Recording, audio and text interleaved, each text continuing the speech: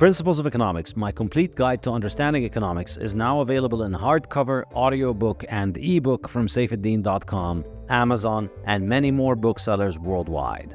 And now I am also teaching a course based on this book on my website, Saifedean.com.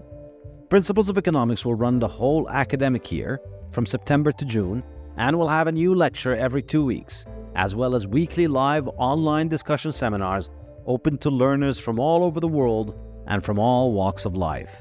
Whether you're a student, a professional, or a retiree, you are making economic decisions every day, and this course will arm you with the wisdom of centuries of economists to improve your economic decision-making. You'll also get a free book of Principles of Economics if you sign up for the course. Go to Saifedean.com and sign up now. The Bitcoin Standard podcast is brought to you by Orange Pill app, the Bitcoin-only social network that connects you with high-signal Bitcoiners, events, and now merchants as well. If you're like me and can't stop talking about Bitcoin, you know how challenging it can be to talk to the no-coiners and how nice it is to talk to someone who gets you. With the Orange Pill app, you can find the Bitcoiners near you and they can replace the no-coiners in your life. You can organize events and meetups with local Bitcoiners, and wherever you travel, you can meet up with local Bitcoiners, all while being as anonymous as you like. So if you want to build your local network of Bitcoiners, find a Bitcoin meetup or merchants accepting Bitcoin, head over to orangepillapp.com to sign up, or download the app from the App Store or Google Play Store and send me a DM so we can get connected. This podcast is also brought to you by the Bitcoin Way, your professional Bitcoin IT team offering you personalized, secure, and comprehensive solutions for every step along your Bitcoin journey. The Bitcoin Way offer live concierge service to guide you with your Bitcoin cold storage, running your node, privacy best practices, inheritance planning, corporate strategy, and multi-sig solutions. They don't touch your coins, they guide you through the process of acquiring your coins and securing them. If you'd like to make your setup safer and more reliable, book a consult with them and see what they have to suggest. If you want to give someone the gift of Bitcoin, get them this professional service that will ensure they start off knowing exactly how to manage their coins and not lose them. Go to thebitcoinway.com and start Bitcoining more confidently.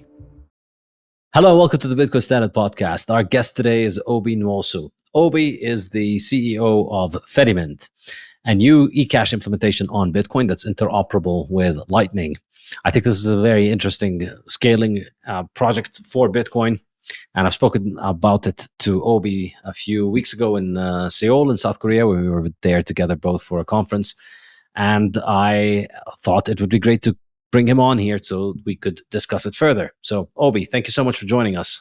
Thank you. Thank you very much. And just one thing to clarify, I'm the CEO of Fedy, but I'm a big fan of the protocol Fedimint, and Fedy is a company that uses the Fedimint protocol in our suite of software.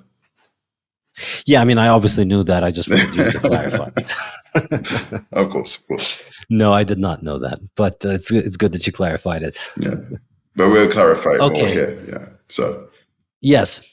So let's just get straight into it. Tell us more about this. First of all, tell us about the background of ecash. What is ecash, and how does Fedy move this thing forward and integrate it to Lightning? Okay, well, yeah, let's start all the way back to 1983, 1982, where David Chaum, one of the grandfathers of cypherpunk and digital money, came up with this idea called blinded signatures. It was a very simple way of being able to sign something without knowing what it is you're signing. So you can sign it and know that you can prove you signed something without actually seeing what you're signing. Sort of almost like a zero knowledge signing. And he realized that this concept was enough to make a digital money. And this was way ahead of its time, because you remember back in, well, if you can, you probably can't, but in 1983, computers were very basic. And so the idea already that there'll be a concept and a need for digital cash was way ahead of its time. And he created something called DigiCash, which was the world's first digital money. It has incredible properties. It has the ability, and this was based on ecash. It has the ability to be fully private. It has the ability to be sent in certain circumstances without an internet connection. as long as there's some level of trust or with the parties. It was very simple, very scalable. It operated the way that most people think Bitcoin operates the first time they hear about it, i.e., you have a series of little notes, digital notes, and you send the notes from one person to another in the same way you would send cash. It had one fatal weakness, though. It relied on the trust of one single party, one single mint, or almost like this sort of bank or mint. And that continued. Now, he still had some very early success. He had conversations with Microsoft, for example, and they were going to install ecash and digicash on every single version of Microsoft Windows 3.0 at one point. So if it wasn't for a breakdown in negotiations, we would have ecash on every single version of Windows today. This was in the much more innocent times before so much AML and KYC came into the world. And so it made sense. Cash was the predominant form of money. Why not have a digital version? So, but for various reasons, the company didn't succeed, generally because although he was an incredible inventor, he may not have been so good in terms of business. And fast forward until 2009, and Satoshi Nakamoto launched Bitcoin, the world's first money that was basically near on trustless. And actually, even before that, in the end of 2008, he released the white paper where he explained the idea of Bitcoin. And it was quite interesting because even in the first few days after the launch of the white paper, people were already commenting that for this to scale to global use, that the use of Chaumian ecash on top of Bitcoin would be a sensible way to go. Now, you fast forward again until a number of years ago, a number of cypherpunks and cryptographers realized that instead of backing ecash by a bank, you could back it by Bitcoin. And there were a number of projects. There was one called Scrypt and Scrypt 2, and there was another one called Fedimint. And this was invented by a guy called Eric Syrian. And he thought that you could use Bitcoin, but remove the single point of weakness that was with the original ecash, i.e. the trust in any one single party, one single mint. And you could federate the mint, similar to the way Liquid federates control or access, or a multi-sig address federates access to a Bitcoin address. And instead of backing it by cash, you backed it by Bitcoin, the hardest money ever made. It was a difficult project, but he was an incredible engineer, and he built Fedimint. Blockstream were one of the first to see the potential of this, and they were the first to fund the project further. And then I was fortunate enough to meet him.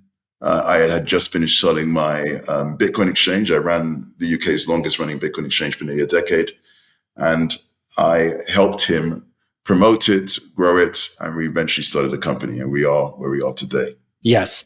So, I mean, when you think of this, digital ecash in retrospect sounds like a great idea, but it's almost it almost seems like clearly this can't work without Bitcoin, because you look at how it works and everything is smart and it seems like it's a really good idea. But as long as you live in a world of fiat, then it's sort of self-defeating, right? Because ultimately you're relying on a central party that's going to be basically holding the fiat and is going to be assigning it. And so it ends up being a little bit like one of those blockchain projects that's that's like one of these, bank centralized blockchain project, like one of these JP Morgan chains, or all of these projects where they have all of these extreme. You may remember R3 and all of these. I do. Yeah, and I mean, those things were kind of ridiculous because they were trying to do these blockchains. But it's really, what do you think about what ecash was without Bitcoin, it's sort of unworkable. It needed Bitcoin for it to work. Wouldn't you agree? I think, I mean, that's what got me excited about it. I was running this exchange. I ran it for eight and a half years or so. And I ran it a long enough time to realize that exchanges are very powerful things, but it became clearer and clearer that we needed to find ways to get people off exchanges. The gold standard, the Bitcoin standard, is to self-custody. But after years of trying to get people off exchanges, I realized that it was going to be hard to get everybody off to begin with, and you need to start the journey. And I was looking for ways to get people off, and I decided to sell my exchange. It was a profitable business, and focus on this. And while doing that, I started looking at different solutions. I had some ideas, and I went to an event in Prague. In fact, I've just come back from Prague now, and it was called Hackers Congress in Parinelli Police, Parallel Society, which is this sort of really famous in crypto and cypherpunk circles location in Prague. And I asked around for different ideas. I suggested some of my ideas, and by pure luck, I bumped into this guy, Eric Syrian. He's an incredible engineer, but very introverted. And I explained some of the ideas I was thinking about. He very politely explained to me why none of them would work. And I'm very grateful he did, because it saved a lot of time.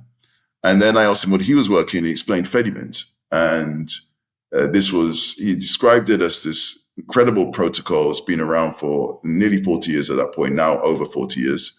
But it had these two fatal flaws.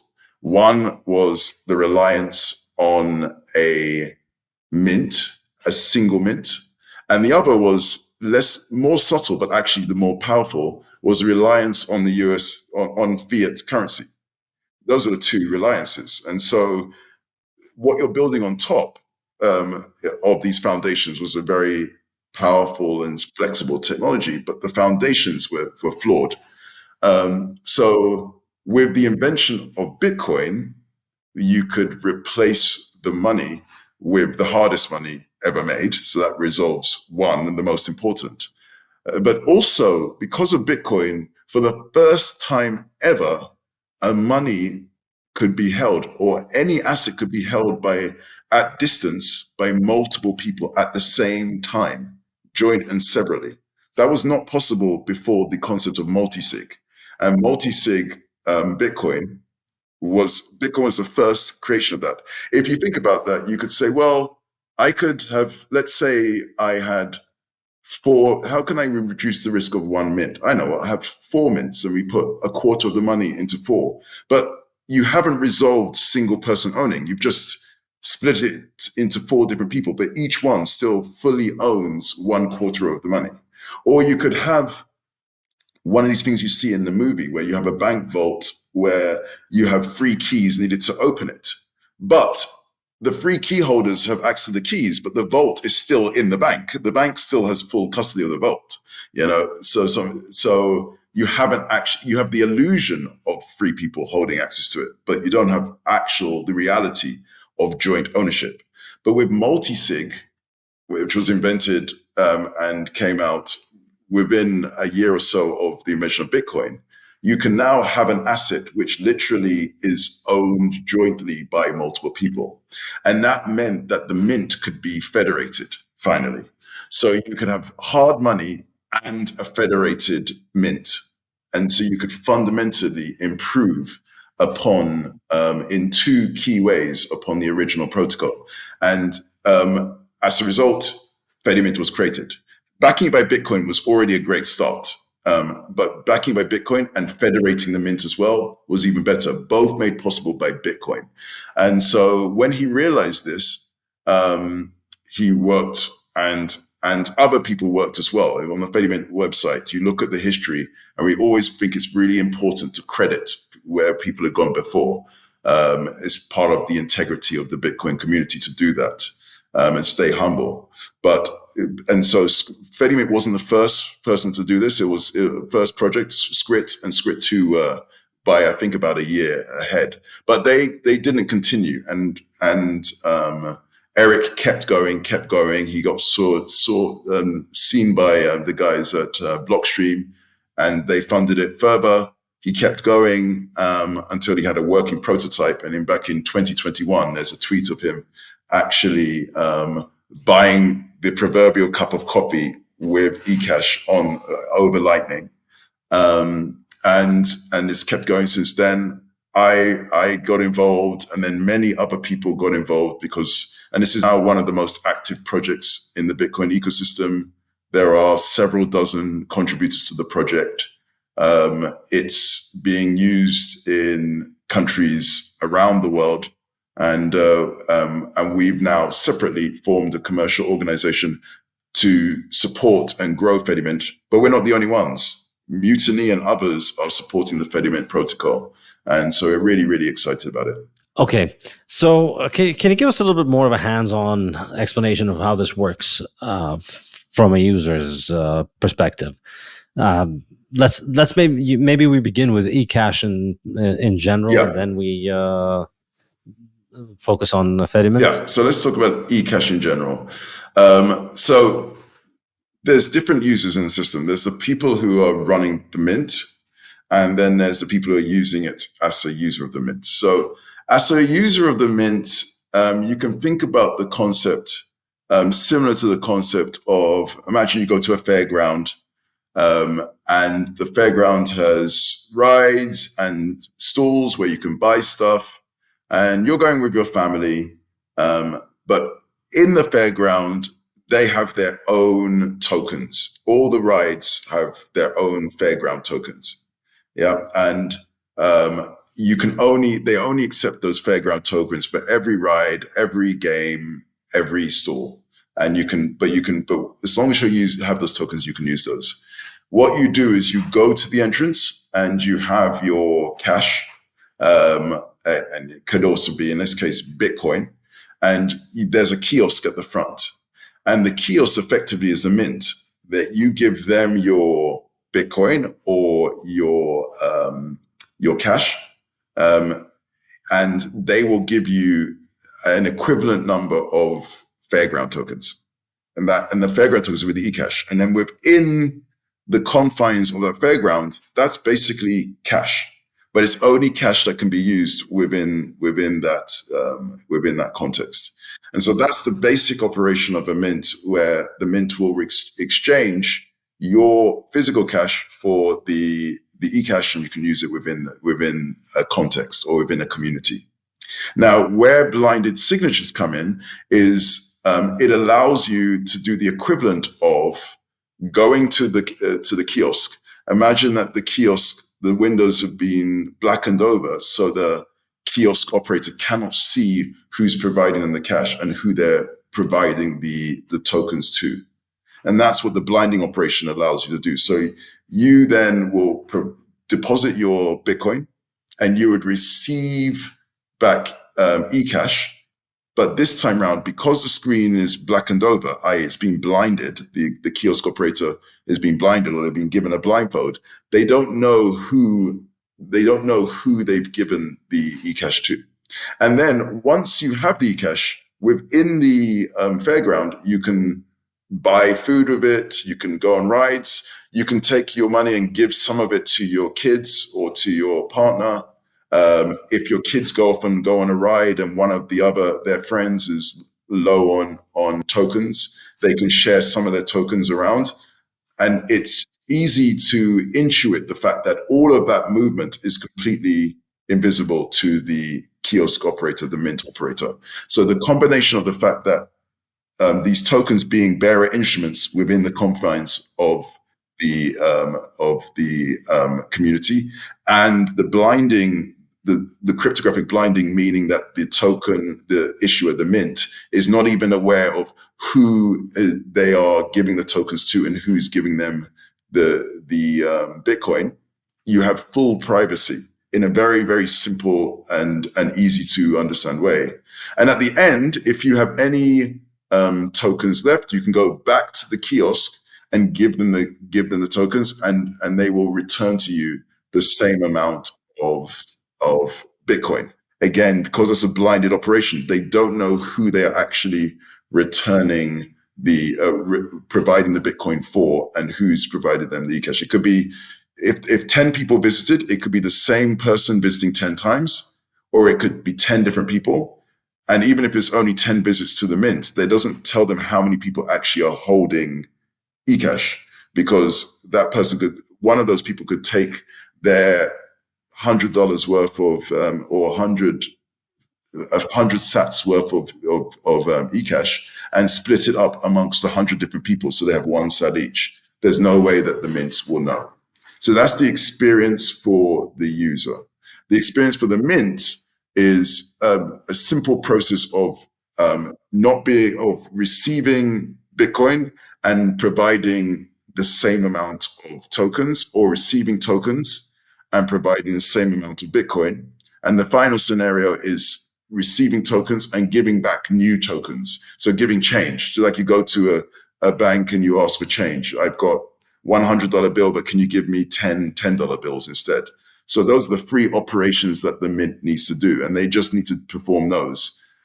After they've done those exchanges, the interactions beyond that are fully peer-to-peer. So when I want to take some of my tokens and give it to you, I literally just give you the tokens. You don't need to involve the mint, which is why it scales, because there's no link between the interactions between the mint and the actual transactions that happen within the community. You could do one trade for say $50 worth of Bitcoin for ecash, and then that ecash could be traded around 1 million times, and then one trade back. None of that touches the mint. So there is no scaling limit between ecash and the mints. Yeah, so this seems like it's striking 2 birds with 1 stone: A, scaling, and B, privacy, right? It's scaling, privacy, yes. The scaling is basically, you have, in a world of multiple Bitcoin mints, you have no scaling limitations. Because, as you said, you can do 1 trade in and you can do 1 billion transactions and 1 trade out. There is no on-chain footprint. And by virtue of removing that link between transactions and the minting or destroying of minted coins, because when you receive the tokens back, you destroy them and give back the Bitcoin. By removing that link, you automatically, just as an accidental byproduct, get incredible levels of privacy. Yes. Okay. So then, how does this work with Lightning?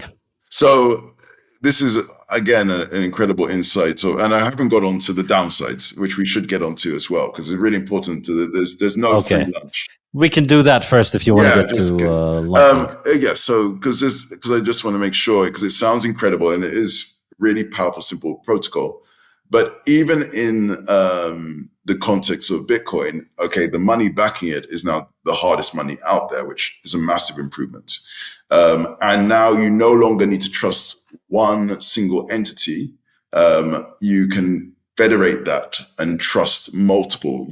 With the power of multisig, the mint can be actually 4 or 7 or 10 or even more. We've seen, some people have seen up to 40 people, and you have a multi-sig of all of those signing together to accept Bitcoin and release tokens, or the other way around, to release tokens and sign it together.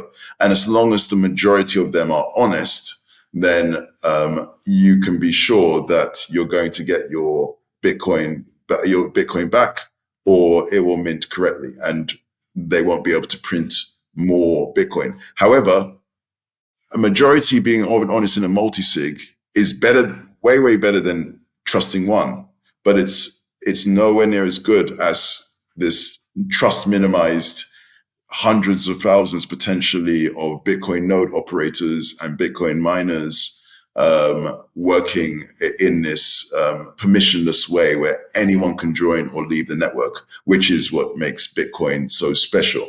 So it's on the spectrum of trusted, where you're trusting one single entity, often a stranger, And then the other spectrum where you're trusting no one. If you run your own Bitcoin node, then you can verify the blockchain yourself without having to trust anyone if you so choose. A multi-sig of 4 to 40 people is in the middle of those two. It's way better than one, but it's not as good as fully trustless. So we've moved along the spectrum, but you'll still have some level of trust. And that's just an important thing to understand.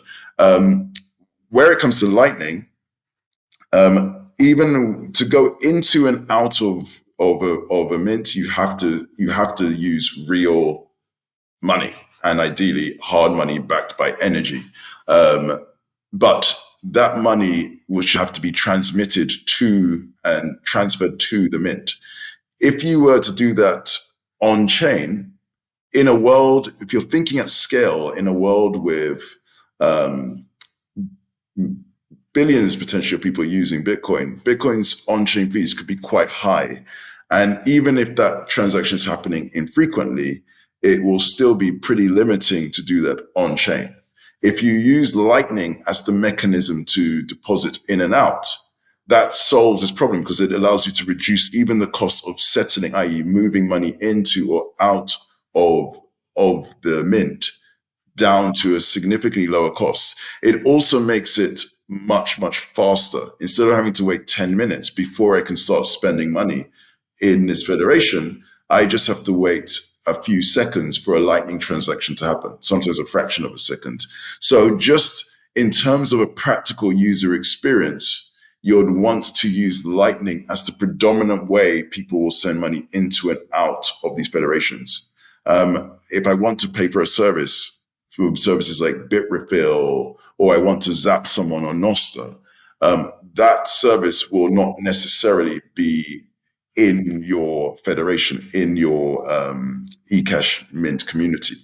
But the Lightning Network allows you to act as this connective tissue that connects all of the Bitcoin space together at lightning speed at very low cost. And so from a user's point of view, even though they have ecash within that federation, they can pay a Lightning invoice as if they had their own self-custodial Lightning wallet, and the experience is the same. If anything, it can be more reliable because the costs and complexity of managing the Lightning Network are shared across the entire community.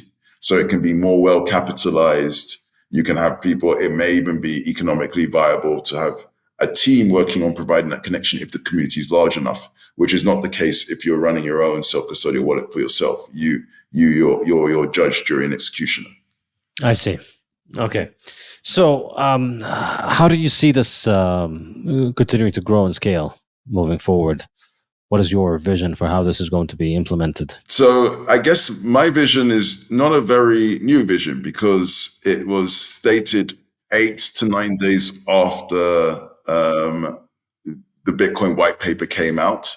And again, just under 2 years after the Bitcoin white paper came out by Hal Finney, that for Bitcoin to scale, it makes sense for there to be tens of thousands, if not hundreds of thousands of these. They call them Bitcoin banks or binks. We call them Fedimints. And they might be different types. Some will be custodial banks in the forms of the Coinbases of this world and so on. And maybe when banks at some point in the future have permission to custody Bitcoin, they will offer it. And that has its own trust. That's the most trusted because you're trusting a single entity. Even if it's an organization, at the end of the day, it's run by a CEO. And everybody in the organization supposedly, when they say jump, says how high. So it's a centralized structure. But Fedimints will be this sort of interim structure where you have a group of people who are trusted within your community, or you've had some web of trust mechanism to determine that you're comfortable holding with them. And then at the other extreme, you'll have people who are educated enough, affluent enough, and sophisticated enough to self-custody. And hopefully over time, self-custody gets easier and easier and easier. So more and more people fit that sort of ideal scenario. But this is going to be a spectrum. And I expect that a large percentage of these end nodes will be Fedimints. Some small percentage will be these centralized parties like exchanges and banks. And then hopefully the largest in terms of nodes will be self-custodial wallets for the people who have made it through to that point. Yeah, and I think this is just natural. I think a lot of people have this misconception in their mind that either Bitcoin gives everybody their own private central bank, and that allows them to conduct on-chain transactions every time they want to buy a coffee, or it's failed, or it's failed completely. And it's a little bit like saying aviation has failed over the last 100 years because it's still not given us teleportation. So we've gone from riding donkeys to supersonic flight. That's a huge improvement. It would have taken you years to travel across, say, Africa. Now it takes you a few hours. That's not nothing. It's a huge and enormous improvement. But if your definition of success is that it has to be teleportation or else donkey win, then you're going to be stuck with donkeys, because I don't think we're getting teleportation anytime soon. And I think this is really the case with Bitcoin. There is it would be nice if everybody could have their own on-chain transaction for every single thing, but realistically, it can't really happen. We can't have this enormous amount of redundancy where everybody in the world records everybody else's coffee transaction, because you don't need that level of security for your coffee transaction. It's entirely feasible to trust somebody in the processing of this payment and then settle your account with them at the end of the month. You trust them to hold your money and pay, or they trust you to settle your account at the end of the month. It's a profitable business relationship for both of you, and they'll likely make it. And if it's only for pocket money, then it's not foolproof and they might rug you. But everything in life involves trusting people. You trust your laptop maker that the laptop is not going to blow up. You trust the airplane. You trust your restaurant. And you don't trust them because you just think they're good people. You trust them because you realize there are incentives involved and efficiencies, yeah. And efficiencies. And the alternative is you're not going to have a laptop if you wanted to make it yourself in order to trust everybody. So I think people need to be realistic about Bitcoin in this regard. We've got currently capacity for 500,000, 1 million transactions a day. That's not enough for a neighborhood in a big city. That there are many, many more transactions taking place in the world. And it's just never going to be the case that all of these transactions are going to fit on chain. So that doesn't mean Bitcoin fails, because what matters ultimately is Bitcoin decentralized enough for it to continue to work successfully without being compromised? Doesn't have to give you your coffee on chain in order for it to work. I think this is the thing. It would be nice, and of course, there's a lot of purity signaling where people just want to appear like they're internet tough guys, and so they know we will not accept any solution that doesn't allow me to trustlessly buy my 99-cent coffee without having to trust anybody in the world except the coffee maker. It's not going to happen. Ultimately, there are trade-offs involved, and the on-chain transactions are going to continue to be the most valuable transactions. They're going to command the highest transaction fees, but everything else is likely going to offer trade-offs in terms of security, trust, and reliability, and speed, and scaling, and transaction fees.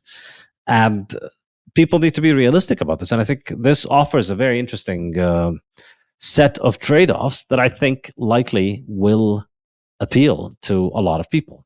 And I think, the analogy, like the donkey versus teleportation, to take another one, probably less so humorous, but it's also an interesting way of thinking about it, is transportation in terms of wheeled transportation, or just mass transportation versus personal. We have the ability to travel personally. You can, if you can afford it, buy your own car. There's a big investment, but then you have the ability to drive by yourself. Now, there are people who share transportation, and they might share their car or their larger car with a number of people in the family. Or you go even further and you have buses, and you go even further and you have trains, which transport multiple people. But the people who've chosen to use a train or a bus are delegating some trust to the driver of the conductor and driver of the bus or the operator of the train. But you wouldn't say transportation or wheel transportation failed because they exist. This is lower cost, it's more efficient, and there are benefits of using those systems. But you have the option to go to driving yourself, not self-driving, we're not going into Tesla, but driving yourself if you so wish. And that means that the technology of transportation has that optionality. But I do think that when it comes to buying the proverbial cup of coffee, there's a reason why Eric made his first transaction a cup of coffee. Because almost like the 3rd of, I believe it was the 3rd of October 2021 is effectively, in my mind, sort of ecash coffee day, if you were to put it into, because I think buying cups of coffee for most people won't happen on the main chain because the on-chain fees will be several orders of magnitude, probably more than the cost of the coffee. And it probably won't happen very frequently over Lightning either. It will probably happen in ecash because that will make sense for that. Now, if you are paying for, I don't know, something that could cost a round of shopping in a department store for clothes, etc., or your weekly shopping, you may choose to pay that in ecash or Lightning. And if you're buying a house or a major investment, you may do that on chain, because it's because of the nature of the transaction. But you probably don't need the same security guarantees for a cup of coffee that you need for buying your house. Yeah, exactly. So, how is progress going with your attempt to? Or, I mean, before we move on to that, do you want to talk a little bit more about these trade-offs or how you see these playing out? Do you have anything more to add on that? No, I've seen. We discussed the main trade-off, and there are many ways to mitigate that, because that's the biggest trade-off. And if you can try to avoid this. There's other people who are attempting to scale Bitcoin, and the way they're trying to do that is to still retain as much of this trustless nature of Bitcoin as possible. But you always run into scaling limitations. If you have significant increases in complexity, and at the end of the day, you have a 5, 10, maybe 50x increase in transaction throughput. But for a massive increase in complexity, so much so that if you think about Lightning, which is an incredible protocol and is now being used, and it's relatively simple protocol, it took 7 years or more to get to the stage where it's actually being used and reliable. So if you're starting now with a protocol that's several orders of magnitude more complicated than Lightning, then realistically, you're going to have to wait probably that long, if not longer, for it to potentially give you a 10x increase, when what we really need is a 10,000x increase. And that only can come from removing this link, but then there is some element of trust. So it's important to think about the end state when you're deciding you want to increase transactions. But on the ecash side, there are things we can do to reduce the risk. One is recognize that there's some level of trust that's being required, and therefore put a lot of effort in determining who you trust.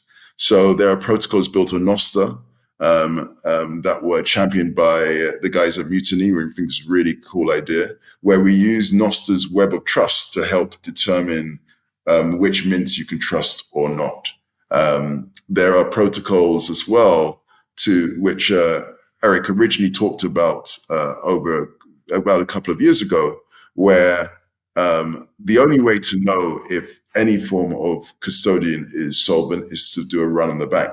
So for everybody to leave, that's the only way you know. So there could be mechanisms to have automated runs on the bank where everybody at some random time does a mass exit to another federation. And as the federation doesn't know when that's going to happen, they always have to be on their toes. And again, that can help keep them honest. And so we can take these approaches to reduce the risk, to know if a bank's solvent. There are mechanisms to help provide cryptographic proof of reserves to some degree. But remember, because this is perfectly private, they're always limited. Runs on the bank, and mechanisms to trust the counterparties. A big part of Fedimint and what we recommend at Fedy is to know your, not KYC, but KYF.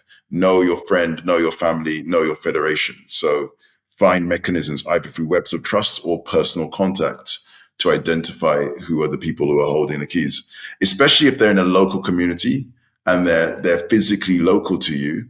That physicality, just like the physicality behind Bitcoin, the fact that it's backed by actual energy.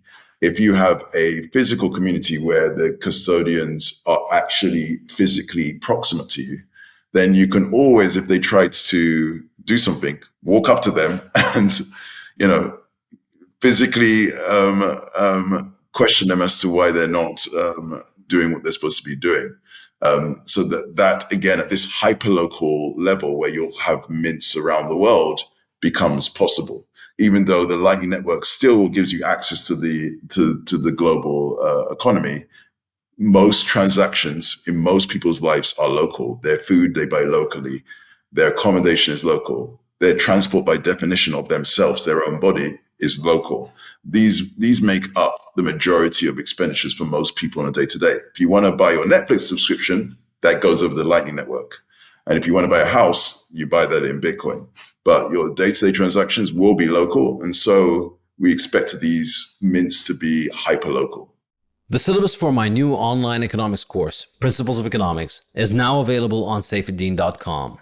The course will take place over 18 lectures, each based on one chapter from my new book, Principles of Economics, which will be available for free as an ebook for everyone registering for the course. Lectures will be released once every 2 weeks on Mondays, starting on the 25th of September 2023, and will be available in video and audio format. Live discussion seminars will be held once a week on Thursdays at alternating time slots, 12 hours apart, to ensure learners can attend from all over the world.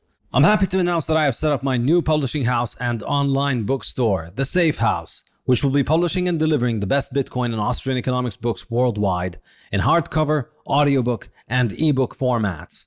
Go to thesafehouse.com to buy my latest book, Principles of Economics, as well as the Fiat Standard and the Bitcoin Standard. And now I'm also publishing Fiat Food, Matthew Lysiak's amazing investigation into how inflation ruined our diet and health. And I'm also publishing Lynn Alden's Broken Money, her masterful exploration of the failures of the global financial system and how Bitcoin fixes it.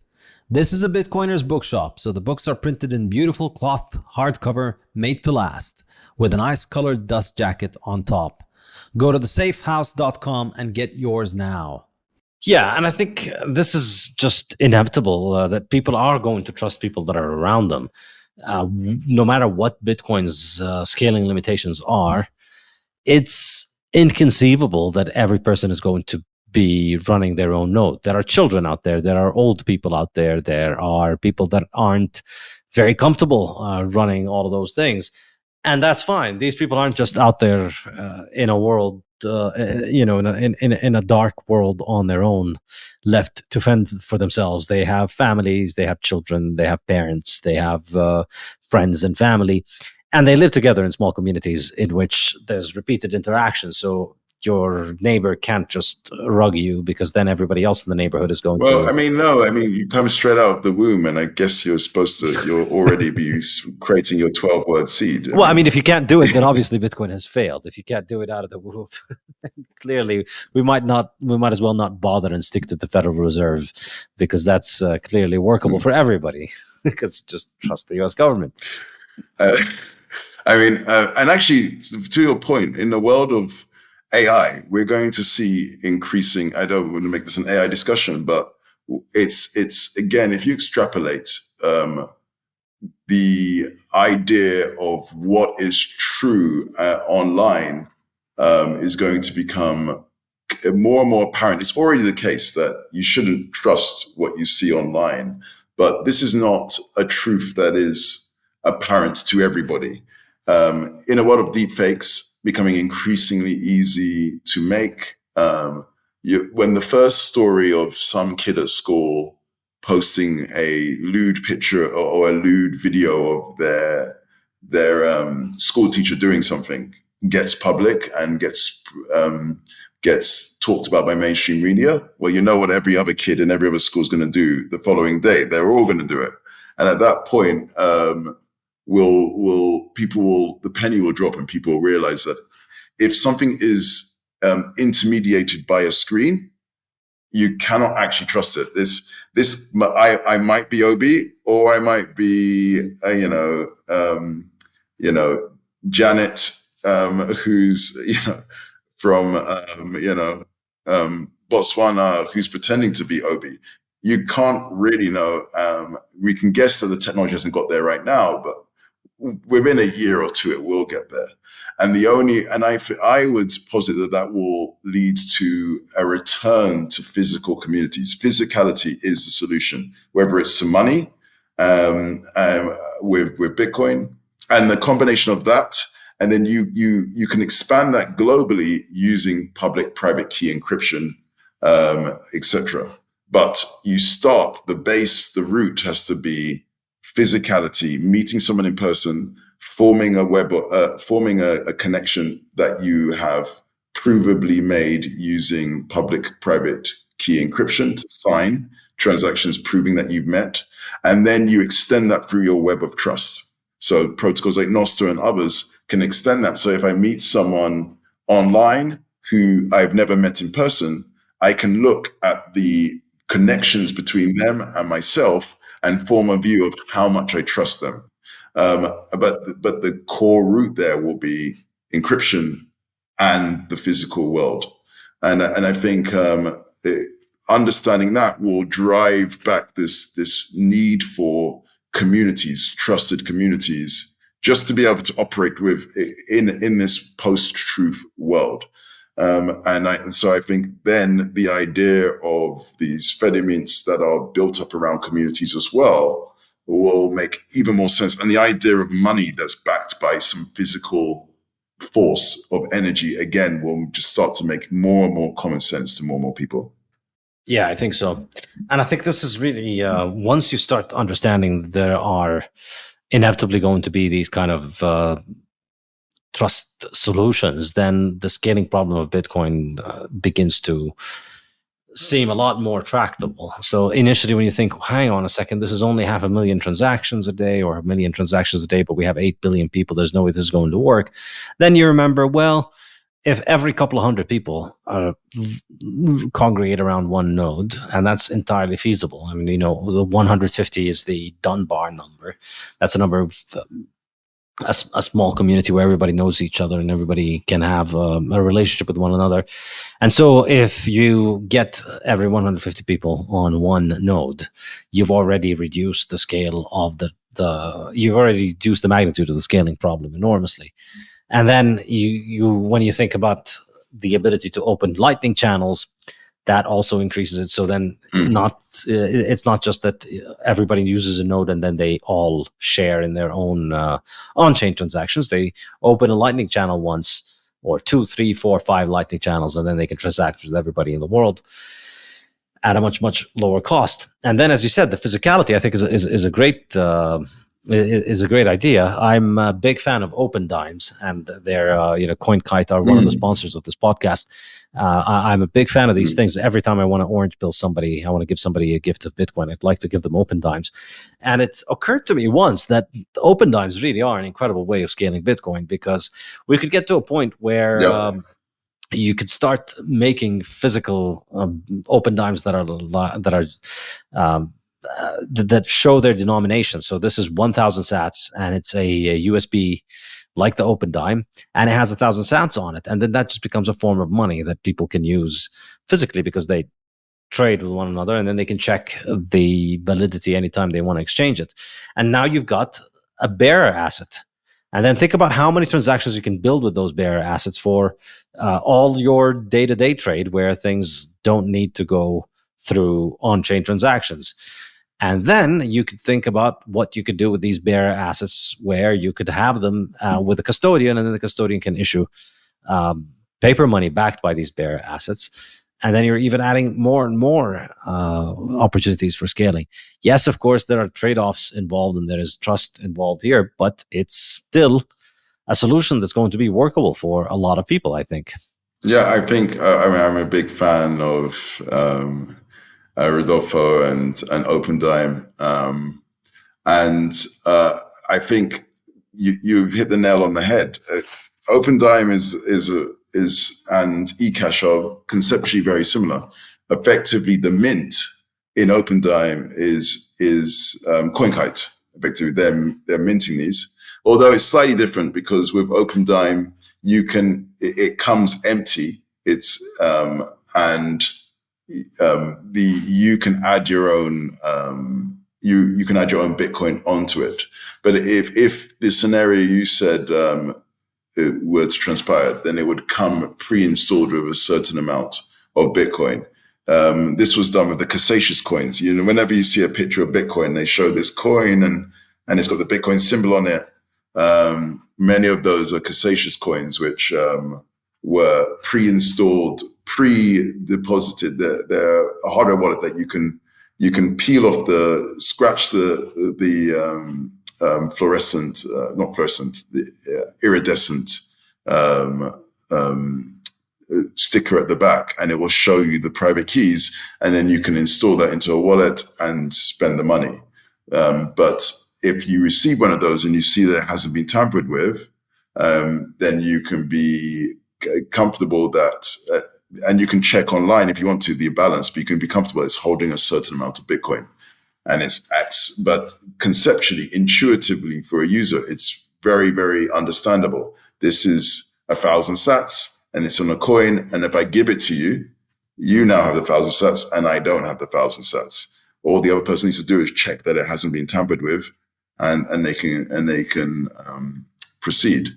But once you see that, you realize there's no real scaling limits to that. If there were 1 million of those coins, and 1 million different people at the same second gave their coins to a different person, then you just did 1 million transactions in a second, and there was no scaling limitations because each transaction happened peer to peer. Ecash is the same property. Once you have the ecash on your phone, it literally is files on your phone. So if there's a billion people in the planet who had ecash, and just by coincidence, the same second, they chose to give it to 1 billion different people, then in that 1 second, you did 1 billion transactions. And there was no problem because each one was a peer-to-peer transfer of a file locally. And no other system has that scaling property. It does mean, though, there is some level of trust. But again, the privacy properties actually help to reduce that trust, because it is not possible for a mint to be able to say, you Saif have a certain amount of ecash, and I'm going to invalidate your ecash. I have to invalidate everybody's ecash, or debase everybody's ecash, or no one's. I cannot surgically attack one person, even though I've been responsible for minting or redeeming everybody's ecash within that mint. And so that means that the stakes for the mint are much higher. If they are going to do something, they have to, again, because it's federated, they have to do it as a majority. Second, if they were to do something, they have to do it if people have been joining federations where they trust, against friends and family or people who are in their network of trust. So they have to spend social capital. And finally, they could be physically proximate as well. So there's some physical risk to them if they were to do this. If you combine those three things together, there's a lot of disincentives. And remember, if they don't do anything, and if they just keep their computer, because this runs automatically like a Bitcoin node. So then if they keep their computer fed and watered with internet and electricity, they have the potential to have many benefits from being a guardian without doing much work. So the effort to benefit is very low. The effort to collude and cause damage is very high. And if you've chosen trusted guardians, the risk to those guardians is very high as well. Yeah, it's very interesting. Okay, so how's progress going? So I remember you mentioning in Seoul that you guys have been working with some small communities all over the world, trying to get them started on this. Tell us more about these experiments and how they're going. Yeah, so there's Fedimint and Fedy. So Fedimint is now one of the most active projects in the Bitcoin ecosystem. It's got 40 plus contributors. It's now very, very stable, very reliable. It can support single user, unfederated mints for small amounts if that's what you so wish to do. Obviously, you don't have the benefit of being federated, and it can support federations of 4 or more, tested up to 40 people, which is the Bitcoin standard, is the recommended way to operate, because it's the lowest risk, and it continues to be worked on. More and more features are added all the time, but it's a very, very, very, very reliable protocol already. And then Fedy is one of a number of companies, and we're seeing more, which have chosen to use this as a base for a Bitcoin wallet. In our case, we call it a community super app, because not only does it have the Fedimint protocol to provide the custody elements, it also has Lightning integration to access the Lightning network, obviously Bitcoin, because the base money is Bitcoin, and it also has integration with things like Nostr for social connection and login, and Matrix for communication within the app. So that's been built. We're now at what we call Fedy Bravo, which is like the beta version, and we're working towards when Fedy is ready, and it will no longer have a postfix. It will just be Fedy, the community super app. Now, Fedy as well is a company that works with communities around the world. We offer it to communities everywhere, but our initial focus are some of the most disempowered. And so we're working with communities in Africa, from Togo to Uganda and South Africa, communities in Latin America, multiple from Suriname to Mexico to many other locations there, in Southeast Asia, Indonesia, Philippines, and beyond, and beyond these as well. We work in 2 different ways. In one, we try to make available a suite of software and knowledge and support so that anybody can self-help and download and set up Fedimints themselves and use the Fedy app, or use an alternative wallet that supports Fedimint. So that's the bottom-up way. And the other way is we work strategically, especially in the initial stages, with a number of significant NGOs that focus on humanitarian and human rights defense, to work with them and the communities they deal with. Some of these communities and organizations are very large. They deliver aids to millions, tens of millions, in a couple of cases over 100 million people per year. Now, we're not going to roll out to all of those people day one, but we're already working with them in trials in some of these communities. And the feedback we get in these really difficult environments where use of Bitcoin and Lightning and Fedimint and ecash is not a choice. They have no other options. Or the options are incredibly expensive or dangerous for them to use, or they don't exist. And so given that we want to start where banks and Apple Pay and Venmo and so on don't exist, all the options there are just very expensive, because we expect that it's easier to find traction there. If people have a problem, they don't say, well, I'm going to switch back to Venmo. They say, I'm going to talk to you until you fix my problem, because if I don't have you, then I have nothing. So we get incredible feedback. A lot of that has fed into the product, which I think has led to the result of a product that's actually quite intuitive and easy to use. And there's a long list of more feedback and demands and insights that they're giving us, which we're only too happy to receive, which again, feedback to us. So we're already, as I say, operating in many countries around the world where we're top down working with these communities. And the number of communities where Fedimint is where they're bottom up, there's no way for us to know. Just like Bitcoin, we have no way to know where people are running Fedimints because it's an open protocol. Anybody can download that anywhere. That could be in 100 countries or in 50. I just don't know.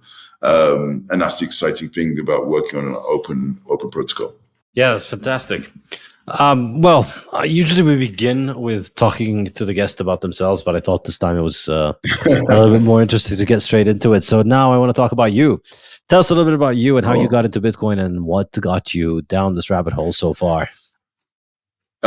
So I'll go back before Bitcoin, and right back to my background. I was conceived in Nigeria. I was born in the UK.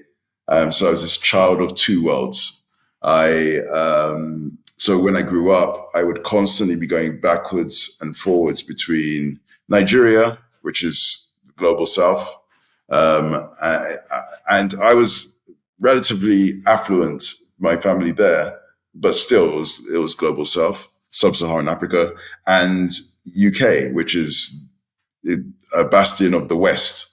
And what I would see is this direct correlation between friends and family and direct cousins in Nigeria as they grew up and their lives, and then me growing up in the UK, and then some cousins who were growing up in the US. And it was very interesting. Even just visually, your financial outcomes, you'll see that the people who are in the West, in the UK, would do way better than the people in the same intelligence, same background, same genetics, the people in Nigeria. And I'm talking about 10, 50 times better. And then you'll see the people in the US would do 20, 30% better, same genetics, same background. And so you could start to see, even in my young mind, there's some correlation between the wealth of the country and the proximity to US dollar and so on, and the success you have. But you also even saw it physically. My direct cousins who were in Nigeria were about a foot, so 30 centimeters shorter than me on average. They were like in the low 5 foot, while most of the people in the UK were the low 6 foot. But then you see the people in the US, direct cousins, and they were all like 6'3" to 6'5". They were a little bit taller than me. So it correlates in every single outcome, both physically, health, and financial outcomes. So it made me realize that I work really hard and so on, but a lot of my success, if not the majority, was just where I was born, and how close I am to. Now I realize how close I'm to dollar milkshake. So I started gaining this awareness of the inequality of outcomes due to financial results, financial settings. Now, I believe that, if you work harder and then the next guy or the next gal, then you should benefit from that. But this felt wrong to me, that just because of where I was born, I somehow had a leg up or a foot up over someone else, and also at a disadvantage of others. The other thing was I was a geek. I was into tech from a very, very young age. I was building neural networks in secondary school.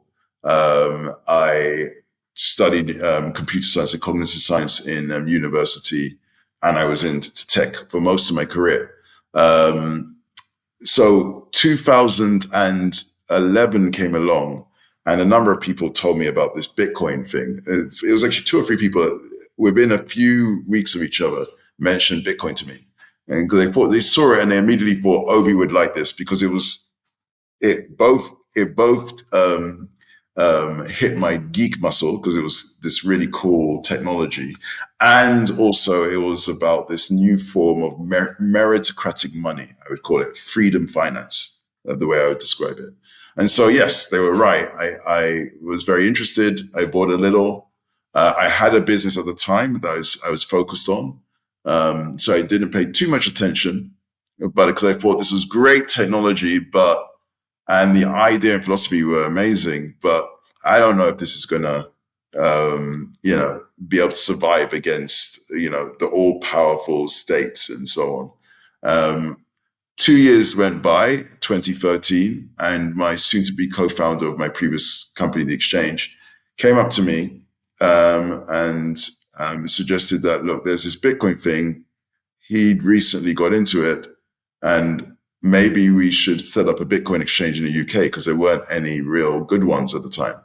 And I looked at Bitcoin, is it still around? I looked at it, and it was now worth a lot more than when I bought in 2011. And it was still around. So you still had this incredible idea, incredible technology, incredible philosophy, and it had staying power. It had anti-fragility, which was the thing that I hadn't seen before. And I thought, okay, well, let's give it a go. At that point, it was really easy to set up a Bitcoin exchange. You just had to not be crooks and not be corrupt. And so we just said, well, why don't we just set up an exchange and we'll just run it well. And that's it. We set up this exchange. It went on to be the UK's longest running Bitcoin exchange. We were the first to do something called proof of reserves, cryptographic proof of reserves. And we had an unbroken record from the beginning of the exchange for 8 years, doing monthly audits of our reserves and trying to name and shame other exchanges to say why we, as a small to medium size, at the end a medium sized exchange could manage this, whereas these very large exchanges seem to continually give excuses why it was so difficult for them to do. And so we eventually sold the exchange. But as I said, as time went on, it became clearer and clearer to me that we were failing in our ability to get people to self-custody. We literally, unlike most exchanges, the incentives are for you to not make people self-custody. So you'll say that you're interested in it, but you pay lip service to it. A few really, really try to get people to self-custody, but the majority don't. We were one of the few that really tried. I would literally beg some of my users, and I would try to randomly meet. We had hundreds of thousands of users, but I'd try to randomly meet users and get to know them.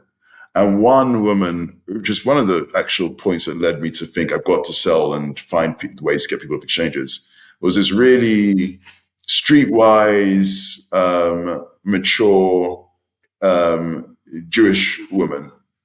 And we're still very good friends now to this day. I just check in to see how she's doing and so on. But she, at one point, I said, well, why don't you self-custody? I've been trying for like a number of years to get you to self-custody. And she goes, look, Obi, I get Bitcoin. I'm not technical, but I've now over the years understood it. It makes sense to me as this saving asset and so on. But, the reality is I understand why you should self-custody, but the reality is I trust you more than I trust myself. And I was like, okay, wow, okay. And then I asked the question, who do you trust more than you trust me? And she goes, well, my son was the one who suggested that I use you guys. And at that time, if he said I should join Wibble Wobble Exchange, I would have just followed his advice. So I guess implicitly, I trust my son more than I trust you. And that was the spark of the idea that community could be something that would be, and friends and family could be, if you gave them the power of a simple way of custodying that provides an experience that's simpler than using exchange, but was run by your friends and family, that might be something that could get a number of these people who want to self-custody, but off exchanges and start that journey towards self-custody. And that was the nub of the idea. Obviously, the technology that would allow that to happen, I wasn't aware of at the time, but little did I know that about a year or two later, after I'd sold my exchange and I was at Hackers Congress, that I met Eric and he explained Fedimint, and I realized this was the technology that could provide an experience that was better, more private, more scalable, but the user experience is actually easier than the user experience of using an exchange. To join an exchange, you have to fill in lots of forms and scan different things, etc. It can take a while. To use a Fedimint, you scan a QR code and you're signed up. No emails, no phone numbers, and so on, instantly in there. And the people that you trust the most and that care about you the most are the ones who are custodying for you.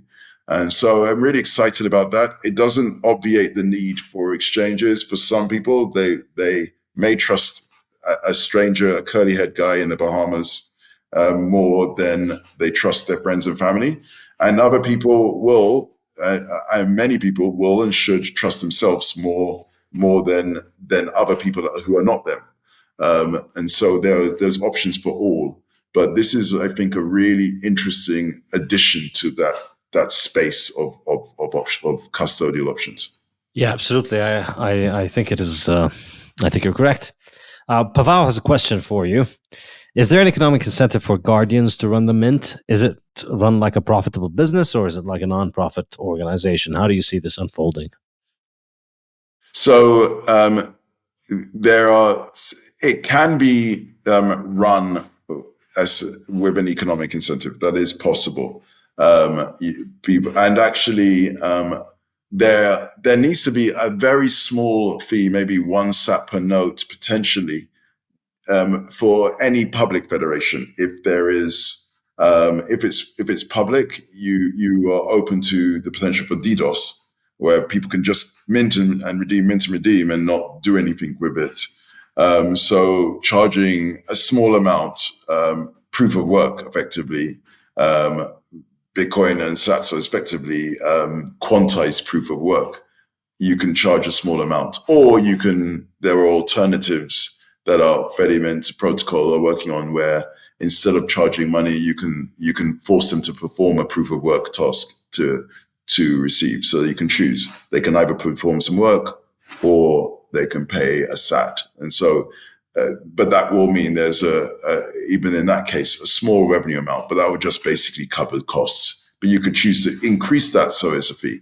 But the option that we recommend for communities or families is to not use financial capital, but social capital, i.e. you don't charge for the service, but it's relatively inexpensive to run. A federation could be run on 4 Raspberry Pis, and you can pick up a Raspberry Pi for under $50.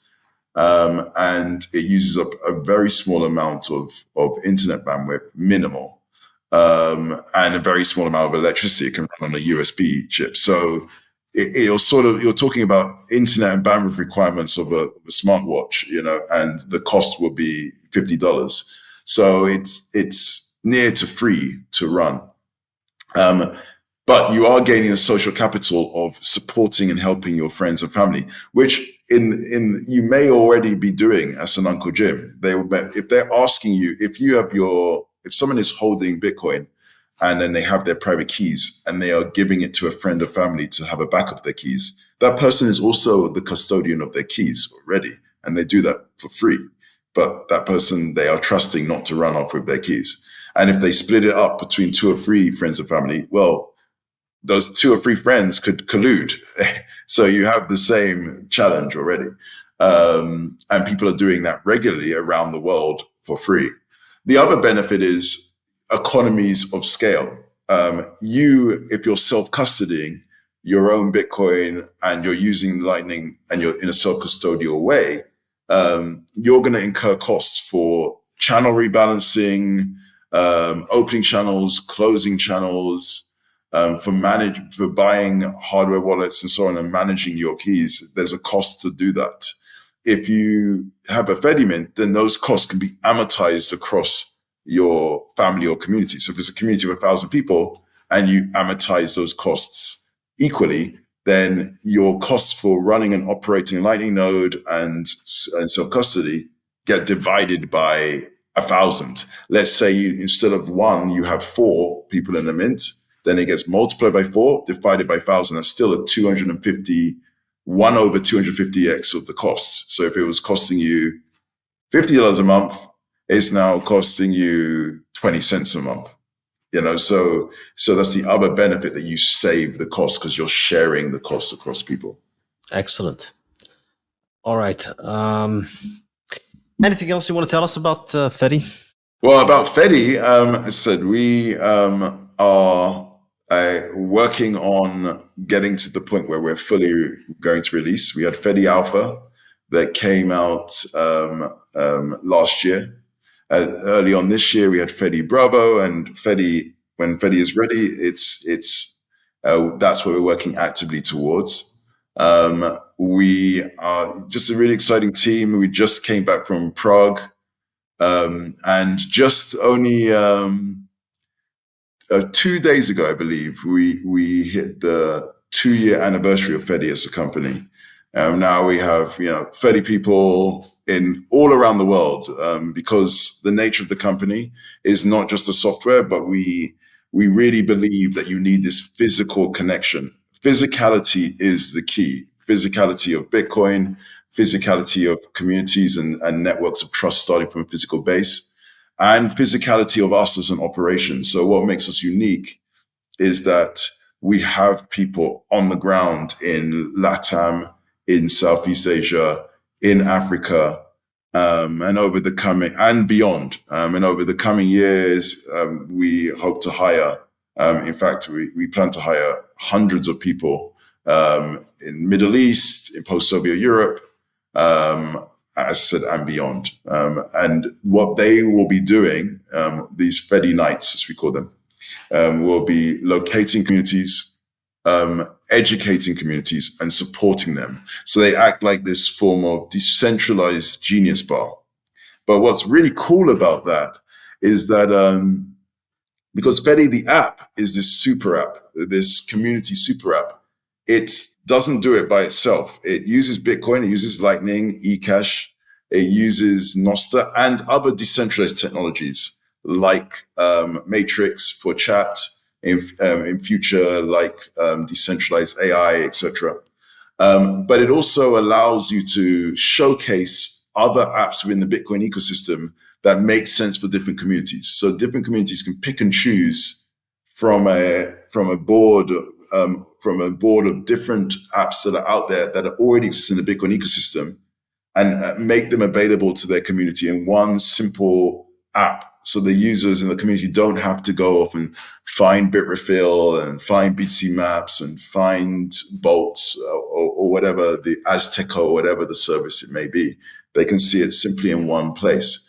And they then get supported by us, this decentralized genius bar, who can say, for your community, I think you need Bitrefill, I think you need Azteco, or in your case, I think you need whatever other services that you need. And so instead of every single company in the Bitcoin space trying to hire their own global sales force and marketing and support force, we effectively act like that for them. We have no intention to build our own competing product to these. We just want to find the best and then promote them to the users in this one holistic way, and then give them the benefit of the feedback from the users as well, which is, for us, we've already seen in our app, is priceless. And so we win by ensuring the entire Bitcoin ecosystem wins. And that's where you're going to see the second part of Fedy over the coming years, this sort of on-the-ground sales force for Bitcoin. Very nice. We've got another question here. Pavel's asking, can you talk about how social backup or social recovery works? Oh, that's a very there's someone who's been looking heavily at Fedimint and Fedy to ask that question, which is really cool. So this is, again, a very cool feature. There's so many features behind the scenes, which we don't get always a chance to talk about. But one of the key challenges with Bitcoin for people who are less sophisticated and so on is, even people who are sophisticated, is how do I back up the keys for my Bitcoin or for my money? And often it comes down to, you get 12 or 24 words. 12 is currently quite common words that you have to remember, and so on. But then the question is, well, what do I do with those 12 words? Where do I store those safely? If I give it to my partner or a friend, how do I know they don't just stick it on a fridge magnet on their fridge? My security becomes the lowest common denominator amongst the security of the friends who have backed up my keys. I could be keeping mine in a Fort Knox, but if my friend has a backup and they keep it under their pillow, then I haven't got very high security. So that's the norm, and we support the norm backup where you can take the keys and recover all your ecash with 12 words. However, we have another option. Because you have communities that you're a part of, you can leverage the power of your community to help back up your keys. So because remember, these are people that you're already trusting with some of your Bitcoin anyway. And the way this will work is that you can take your 12 words and cryptographically break it up into parts, where each part cannot be used to determine any of the words. But if you take enough together, you can reconstitute your words. You can then pass those different parts to the different guardians, and they will store those parts locally. Now, there's a little bit more to that. To make it really simple, all we ask the users to do is record a video of them saying the words Fedy. It's a 2-second video. That video isn't actually sent to the guardians, so the guardians don't get to see the video. But in the video, a fingerprint of that video is attached to the passwords, and the passwords are encrypted as well. So even though the guardians are holding the passwords for you, it splits up across them, and they don't know who they're holding it for, and they can't decrypt it. And you're left with a file which contains your video of you saying the word Fedy and this password, and it's all happens with a click of a button. You say Fedy, and then out pops this file, and the backup of your keys are stored. Now that file doesn't contain your password, but it contains the key to unlock your password. So you can store that anywhere you want. You can send it to yourself by email. You can send it to some friends, anywhere. Now, fast forward a year and you lose your phone and you want to recover. With social backup, you find this file and you download the Fedy app, and then you will initiate social recovery. And what it will do is say, well, upload this file. It will upload the file. It will then use the image and the video to send to the different guardians. And by the way, this all happens automatically. The actual guardians don't have to do anything here. They're just sleeping or chilling. And the guardians can then compare the video with you. You walk up to them and say, I want to recover my keys. And they say, is this video of you saying Fedy the same person, the person in front of me? If it is, then they will return their part of your key. You go up to, say, 3 of the 4 guardians, and as long as you get enough people returning the parts of the key, you can now recover. So this is a long explanation, but the user experience is very simple. I want to back up my keys, I record the word Fedy, and I'm done. And I want to recover, I just go up to 3 of the guardians, and I just walk up to them, scan a QR code, they check that the video, and that's the first time I've seen a video, matches. And if they say, yes, it does, I receive the different parts of my key, I reconstitute my password. And this actually is quite interesting. Again, going back to AI and deepfakes, I predict, we already saw a news story from a few months ago where a bank, I believe it was a bank, lost 20 million because they went on a video call and there was a deepfake of one of the junior employees asking the senior team to release an amount of money, but it was AI generated. We're entering a world where the standard processes by which banks and financial institutions use to recover your keys, or not just banks, any organization, Facebook, Microsoft, and so on, involves at some point, when they're in doubt, involves getting onto a video call and you showing a passport or a video. Well, we're going to get to a point where those sort of mechanisms are going to break down in the face of deepfakes and AI. And so the only way you will be able to verify someone is who they say they are is to meet them physically in person. But over the last decade or so, we've systematically shut down all local branch offices and so on. So those mechanisms don't exist anymore.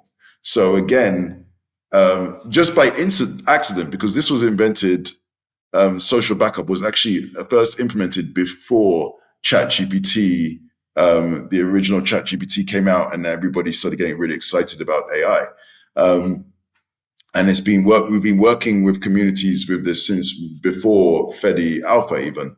But by coincidence, it happens to be deepfake proof, because until we have androids that look and feel and sound exactly like human beings, you have the ability to meet someone in person when you have these hyper-local Fedimint communities.